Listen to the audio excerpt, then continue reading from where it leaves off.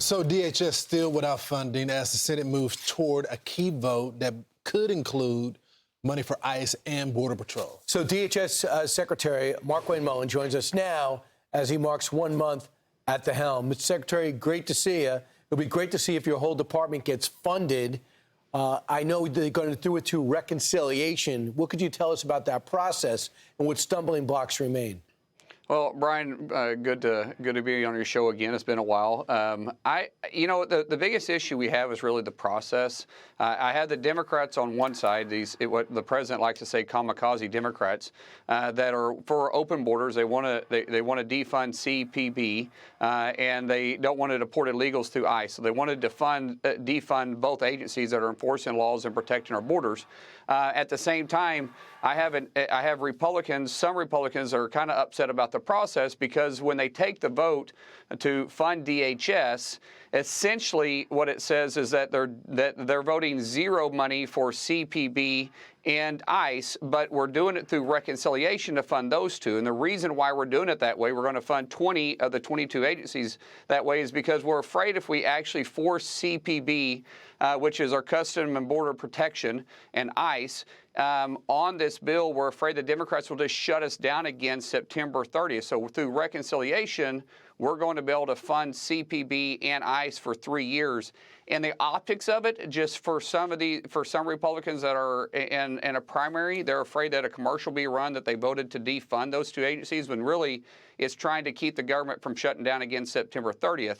And keep in mind, we have been shut down for the longest shutdown in the U.S. government history, and our adversaries aren't shut down, and we're tasked to protect the homeland. That's like defunding the Department of War, because we're doing the same thing. Department of War comes up to our shores. Department of Homeland, I take everything once it gets to our shores. So what exactly does it mean specifically for the people who work at the airport? I know through another funding measure, they are getting paid again. But what does this mean for the person who's watching at home? What is taken away from them, or other than their security, which is obviously very important to people at home, by not funding this? Yeah, well, Ainsley, fortunately, what President Trump did through an executive order what allowed us to grab emergency funding that came out of the one big beautiful bill we call OB3.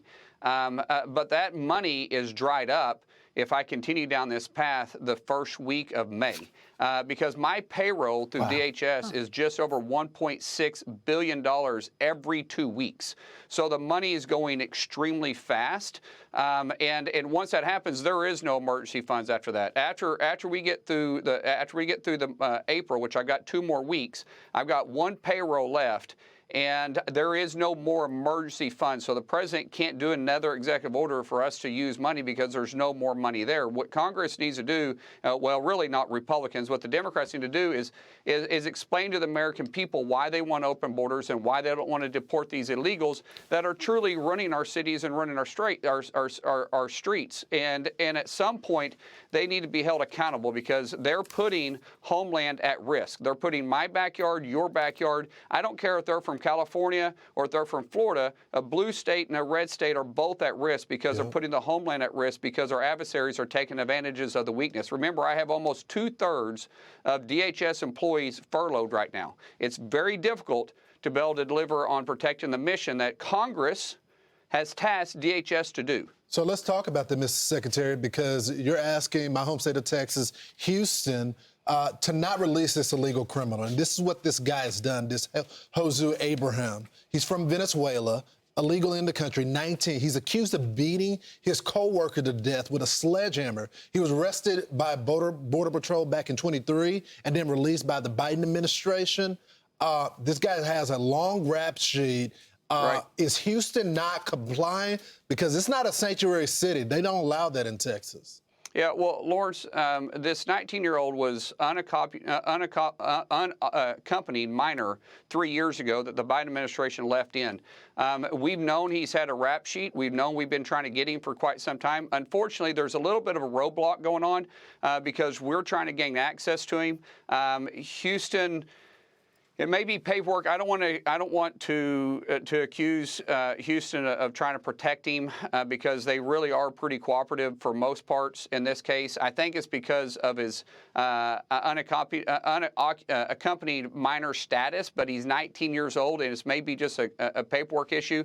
We're working through it. This would be a much different situation if the guy was in Portland, Oregon. But because of Houston, we know we'll eventually be able to get to him and charge him on the murder that he needs to be charged on. I mean, beating his coworker to death with the sledgehammer and leaving the scene, pretty horrific stuff there. Mm-hmm. Is ICE are they being helped and assisted in this area? Because there are 150 dangerous criminal illegal aliens arrested in Houston in the first week of April. 5 of them were child predators, 62 violent offenders, 7 hit-and-run DWIs, and 1 arsonist. So you're saying ICE is getting the help that they need? Yes. Absolutely.